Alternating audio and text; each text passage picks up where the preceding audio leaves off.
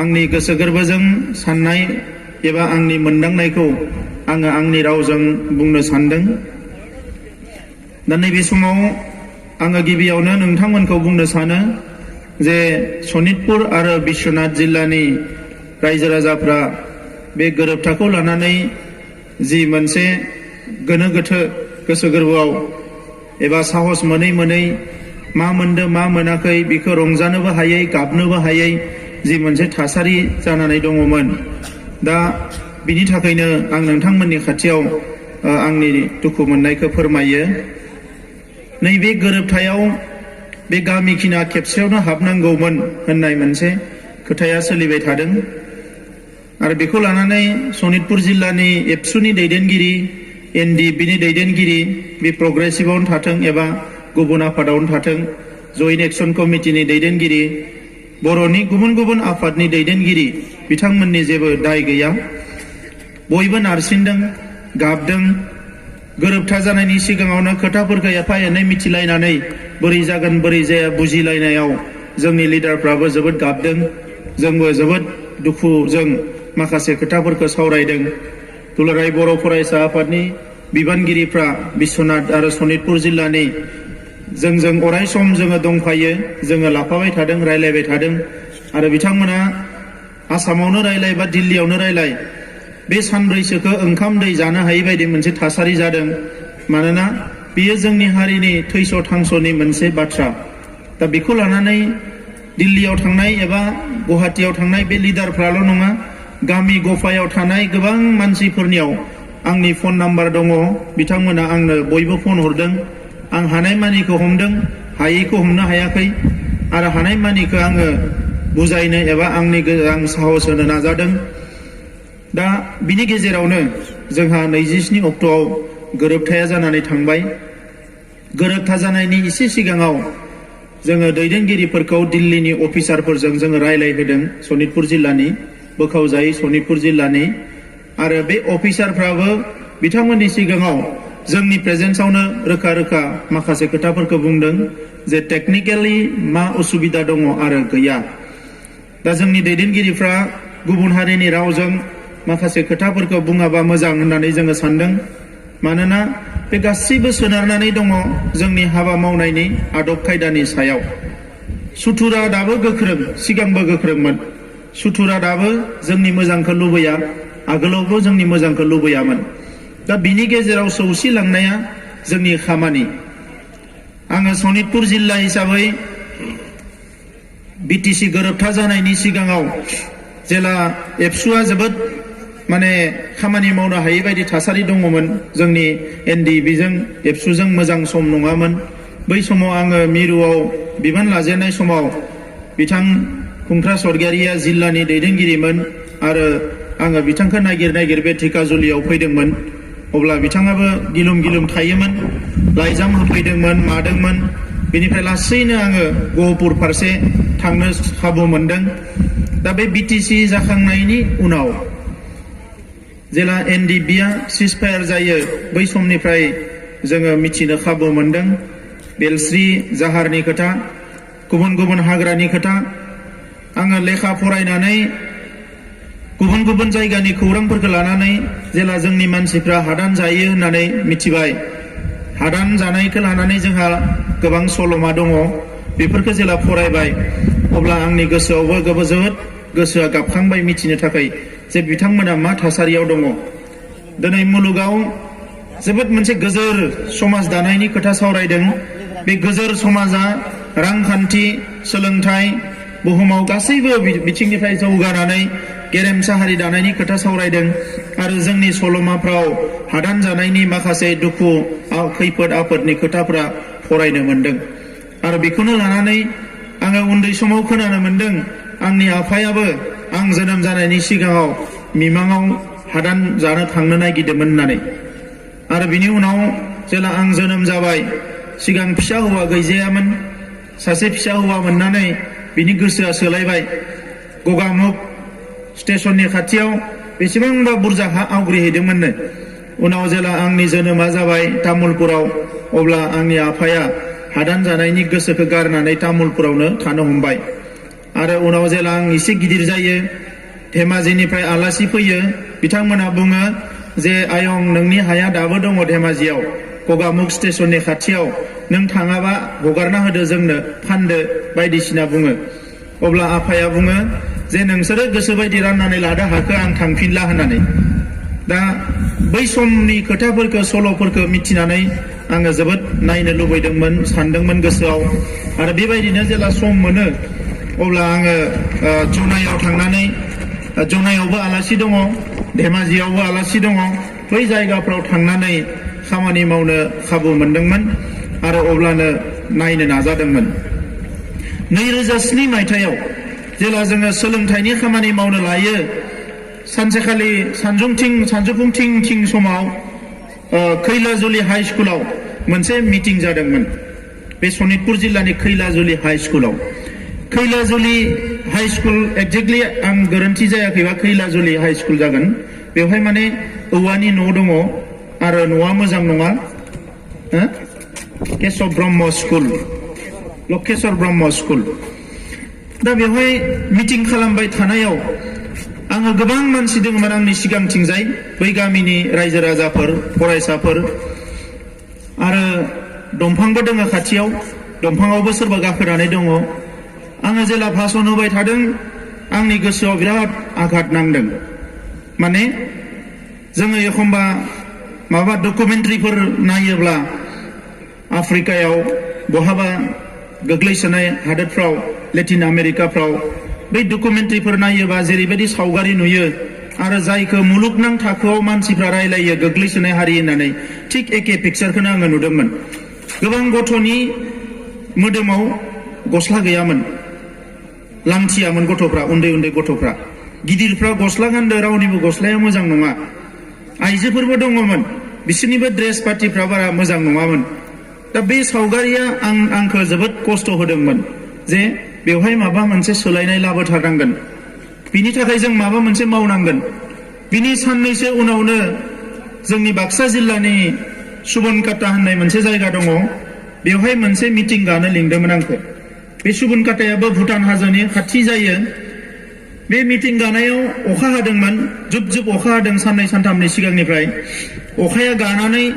एसे बेलासि हाङाव मिटिं जादों 1-2 बाजायाव अखा खोबनाय सान 2 बाजिदों बिराद बुरजा गथ'फोर दङ मिटिं जादों काउन्सिलिं प्रग्राम गोबां गथ'फोरनियावनो गस्ला सुइटार गैयामोन गस्ला सुइटार गाननो मोनाखै गरम गस्ला गैया आरो फिसा गस्ला गाननानै फैदों आरो उन्दै गथ'फ्रानो गामसा गाननानै फैदों पेन्टबो गैया लंपेन्टबो गैया सेन्देलबो गैया माखासे गथ'नियाव दा बे मोननै जे सावगारि बे सावगारिया आंनि गोसोआव अराय सम जाखांबाय थायो आरो बे सावगारिजों आंनि न'नि जि सावगारिमोन आंनि न'आव आंनि आफाया जौ लोंनानै अराय सम गोग्लैनानै थायोमोन लेखा फरायनायाव मदद खालामनो हायामोन एखमबा नाङै बाङै खोथाफोरखौ लानानै जौ लोंना फैनानै आइखौ बुयोमोन गोबां थासारिफ्रा आंनि मेगनाव अराय सम आंनि गोरबोआव फैबाय थादोंमोन दा बेखौनो लानानै नैबे सनितपुर जिल्लानि हानि जेंनाया जे जोबनांगो सोलोंथाइनि जेंनाया जे जोबनांगो बे ओनसोलफ्रा जे जोंनि बड'लेण्डआव हाबनांगो बै खोथाफोरखौ लानानै आं पार्सनेलि आंनि गोसोआव बिराद मोनसे क्लोज एकदम खाथि मोनसे सोमोन्दो आंनियाव फैदोंमोन आरो बिनिखायनो थांनाय समाव जोङो गोबां धरना होबाय रेलि खालामबाय तेजपुराव रेलि खालामदों धिकाजुलियाव हांगार स्ट्राइक खालामदों बायदिसिना खामानि मावदों जोङो कंग्रेस सरकारजों रायलायनानै तरुण गगैखौ लाबोनानै बेवहाय बालिपारायाव मानसि बुरजा बुथुमनानै बिथाङा लुबैनाय बायदिनो दिन्थिदों जाहाथे हाखौ जों मोननो हायो आरो बिनि उनाव इलेक्शनाव दाख्लैबावै बिजेपिजोंबो रायलायदों कंग्रेसजोंबो रायलायदों माने मोननैजोंबो रायलायदों जों जाहाथे हानि जेंनाया जोबो फरायसालिनि जेंनाया जोबो आरो गाबोन आलादा रायजोनि खोथा फैयोब्ला बे ओनसोलनि गामिया हाबनायाव जाहाथे बै राजखान्थि लिडारफ्रा जोंखौ होबथाया दा बेखौ लानानै आंनिनो लोगो बिश्वनाथ जिल्लायावथ' गोग्लैबाय दायो सोरबा जोंजोंनो खामानि मावबोनाय एखमबा जोंखौ दालाल होनदों एखमबा बुंदों कंग्रेसनो फानबाय एखमबा बुंदों बिजेपिनो फानबाय बायदिसिना खोथाफोरखौ जोंखौ बुंग्रायाथ' बुंखायो नङा होमबा रायजोफोर रावनिबो बुंनायखौ जों होबथानो हाया नाथाय नोंनि बुजिनाय नोंनि अननाय नोंनि जि आन्डारस्टेन्डिं बियो नोंनि गोरबो सिंनिसो खोथा दा नंखायनो थामथि बड'लेण्ड सोमावसारनाय जानाय लोगो लोगोनो 2010 मायथाइयाव जोंनियाव गोबां सोंलु फैदोंमोन जे बीएससी जाबाय बीएससीआ थिक मथे जायाखिसै साफा सानै लिडार जोनोम जाबाय राजखान्थिगिरि जोनोम जाबाय साफा सानैया फैसा गरसे गरनै मोनजाबाय फिन बीटीसी जाबाय बीटीसी आवबो माखासे लिडार जोनोम जाबाय बीएससी निफ्राय बीटीसी आव फैसाया बुरजा फैबाय साफा सानैया माहाजोन जाबाय बांसिन माहाजोन जाबाय दा बेखौ लानानै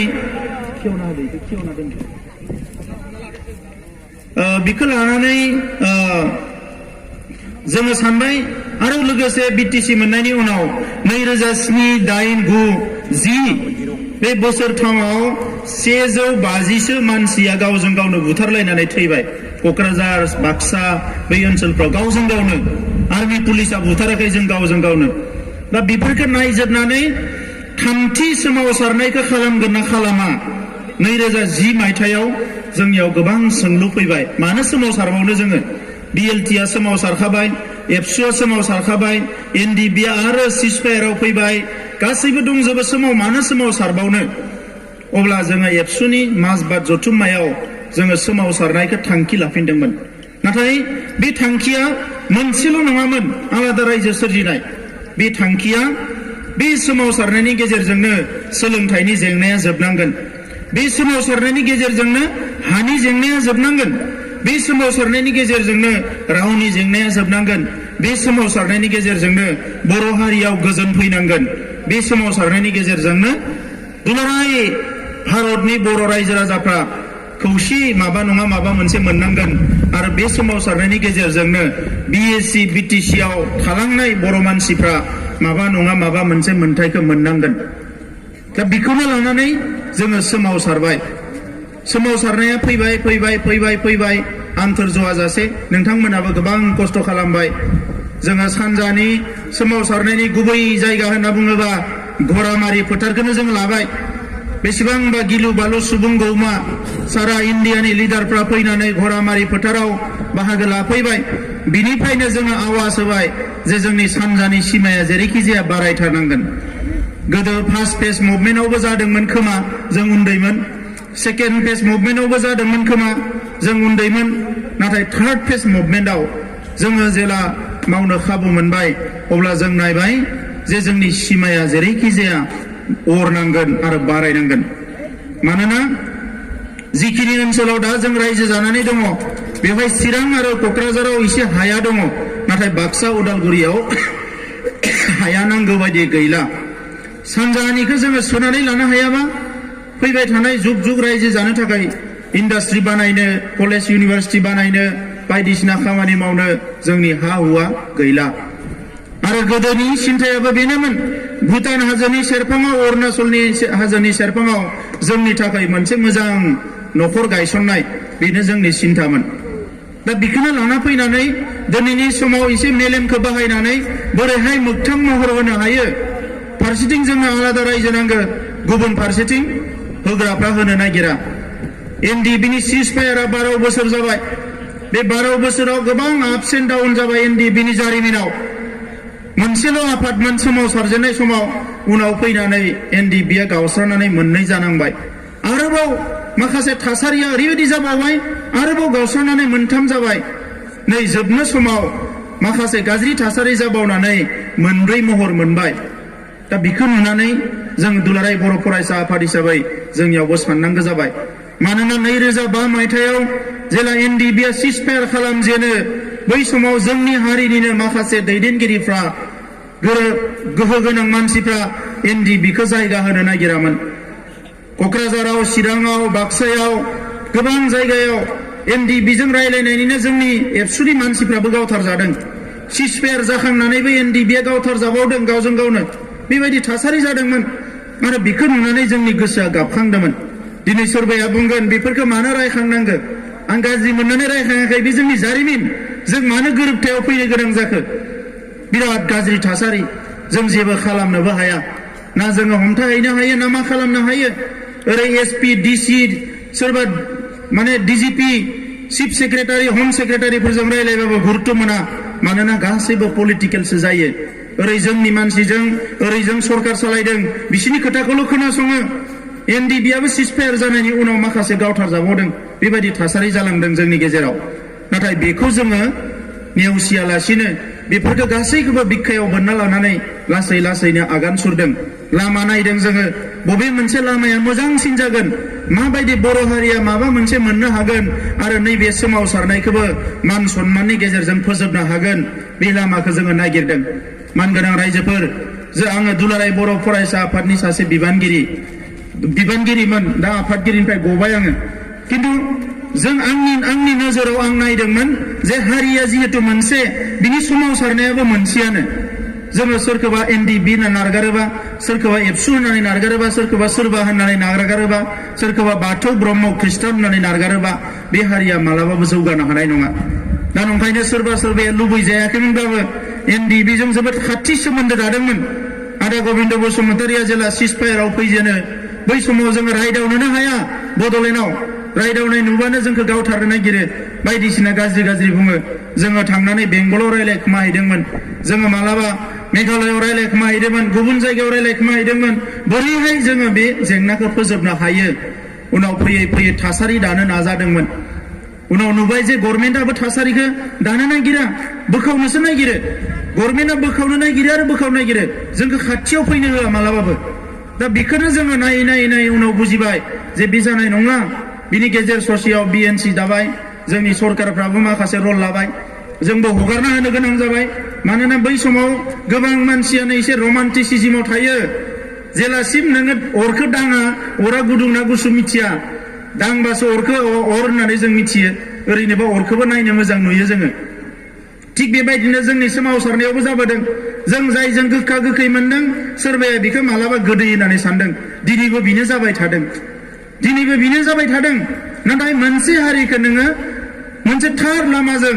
मोनसे नंगुबै लामाजों मोनसे प्रेक्टिकेलजों मोनसे हार्डशिपजों गोब्राबजों माने गोखा गोखैजों नोङो जुजिलांनानै दायाबा हारिखौ दानो हानाय नङा दा बेखौनो नुनानै जोङो मालाबाबो नागाराखिसै 2013 मायथाइनिफ्राय जोङो सोमावसारजेनबाय ज'नो बै सोमावसारजेननायफ्राव जोंखौ गभर्नमेन्टआ दिल्लीनि मानसिफ्रा अफिसारफ्रा बुंबाय बिसोर सिलाय लाग्रा नोंसोर सिलाय लायै माबायदि ज' जानो हायो जोङो बेखौ गभर्नमेन्टनि पलिसिखौ सिफायनो थाखाय जेरैखि जाया जों ज' फैबाय आफादखौबो बुंबाय नोंसोर मानो फरायसा आफादजों लोगो नांदों नोंसोर रेलियाव थांनो मोना नोंसोर धरनायाव थांनो मोना धरनायाव थाङोबानो रेलियाव थाङोबानो लोगो आफादनोबो फन हरो जे नोंसोर मानो रेलियाव थांदों बिदिबा नोंसोरखौ माने जोबना दोननाय जागोन बायदिसिना ट्रेनिं हरदों नाथाय जोङो द्रोद थांबाय थादों थाङै दिनैनि बे थासारियाव जोङो सफैनो हानाया ओरै इन्टारलकिउटरजों बिथांमोना रायलायबाय जोङो माने होम मिनिस्ट्रिनि माखासे अफिसारफोरजों रायलायबाय गेजेर ससेयाव जोंखौबो इन्टारलकिउटरजोंनो सोनो नागिरदोंमोन जों बुंबाय जों बिजों रायलायबाबो जों खिन्थु होम मिनिस्ट्रिजों डाइरेक्ट रायलायनो मोननांगोन जोङो माखासे लामाफोरखौ कायदा कसर खालामबाय 2014आव बिजेपिनो सापर्ट होनानै तेजपुराबो देरहाबाय बै समाव जोंखौ गोबां सोंखारिबाय एबसुआ राजनिति खालामदों मा खालामदों नाथाय बेवहाय जोंहा मोनसे खामानि जादों रायजोफोर 2014नि बिजेपिनि इलेक्सन मेनिफेस्ट'आव जों देरहायोबा बर' जेंनाखौ सुस्रांगोन होननानै जों लिरहोनो हादों बै समाव मानसिफ्रा बुंदोंमोन बेयाव लिरनायजोंलाय मा जानो जेबो नङा बियो लिरनानै एबसुआ माने फैसा लाबाय माबा लाबाय फैसाखौल' नुबाय थायो उनाव दिनै जोङो मिथिफैबाय जे मोनसे एसेबां गिदिर आफादनि मेनिफेस्ट'आव लिरनाया ओरैनो थांनो हाया राजनाथ सिंहखौ जोङो हमबाय आलुवालियाखौ हमबाय बै समाव सुदांत मित्ताल दङमोन बिसोरखौ हमबाय बै लिडारफोरखौ हमनानै जों नारसिनबाय थाबाय बिसोरबो जोंनो जायगा होनो गोनां जाबाय रायलायनो गोनां जाबाय फैयै दिनै जोंहा गेजेर ससेयाव बिपिएफजों बिजेपिजों एसेम्बलि इलेक्सन गेलेबाय जोंनि लामाया एसे जनाय बायदि जाबाय बोसोरसेसो जों सिरि थाथ'नो गोनां जाबाय मानोना बिथांमोना गोदान लोगो मोनलायनानै बिराद मोजां संसार जादों जोङो बेवहाय डिस्टार्ब खालामनो हाया जोंहाथ' आरो आन्दलनकारिसो जाहैबाय नालाय नाथाय जों गाराखिसै आरो 1,50,000 12 घन्टा माने रेल जथेनाय बायदिसिना खालामै जों मोनसे प्रेसार क्रिएट खालामबाय अल इन्डियायाव जोंनि खौरांखौ लानानै गिदिंबाय जोङो जेरावबो जोङो प्रेसार होबाय जोंनि गोजाम लिंकफोरखौ जोङो बरननानै खामानि मावबाय हर सान 24 घन्टा खामानि मावबाय मालाबा सोरनिबा दरजाया गेङो मालाबा गेङा मालाबा सोरजोंबा लासिं सिं खालामनानैबो हरजानो गोनां जायो नाथाय जोङो जेबो खालामाखै जोङो सिम्पल मोनसे मेथड लानानै जों आवगायदों आरो आवगायदों उनाव थांनानै बोसोरसे सिगांनिफ्रायनो गभर्नमेन्टआ जोंखौ बुंबाय जे नोंसोरो जुदि फैयोबा आवगायबोयोबा नोंसोरनि जेंनाखौ सुस्रांसिगोन अब्ला बिथांमोना जों बुंबाय जे नोंथांमोना मा होनानै सुस्रांनो जोंनो बुं बिथांमोना बुंबाय जे जों आलादा रायजोखौ दा होथ'नो हाया आलादा रायजोनि सोलायै माबा नांगौबा नोंथांमोना लानो हायो जों बुंबाय जे जोंनो आलादा रायजोखौनो नांगौ नङाबा जों मानिनो हाया नाथाय बिथांमोना बुंबाय बेबायदिबाथ' दिनै जाथ'नाय नङा नोंथांमोना नेनांगोन आरो बेबायदिनो मास मोनसे सिरि थालायो आरो मास मोनसेनि उनाव रायलायनाया जाफिनो उनाव फैबाय जे आलादा रायजोनि अनगायै मा नांगोन नोंथांमोना बुं जोंखौबो बुंबाय थाबाय अब्ला जों बुंबाय जे जोंनि सानजानि सिमाया बैयाव थुहैनांगोन होननानै अब्ला बिथांमोना बुंबाय बेखौ नायजागोन होननानै नाथाय बेवहाय नोंथांमोननि मानसि थानाय ओनसोलसो जानांगोन गुबुन थाबा बेखौ होनो हानाय नङा जों बुंबाय जोंनि मानसिखौनो बिदों जोङो जारिमिनारि उनाव थाङै थुङै बिथांमोना मोनसे जायगायाव जाथाखौ थुनो नागिरबाय एसे गुसुं नैबेसिम थुयोबा लादो नोंथांमोना दानो होननानै जों बुंबाय नङा बैयाव जोंनि बिदा फंबायमोना खेबसेयावनो बेसेबा बुरजा दानथार जादों बेखौ गारनानै जों संसार जानो हानाय नङा जोंनो बिसिम होथारनांगोन होननानै आरो बेखौ लानानै बिराद मास मोनसे मोननै डिबेट बार्गेनिं हर सान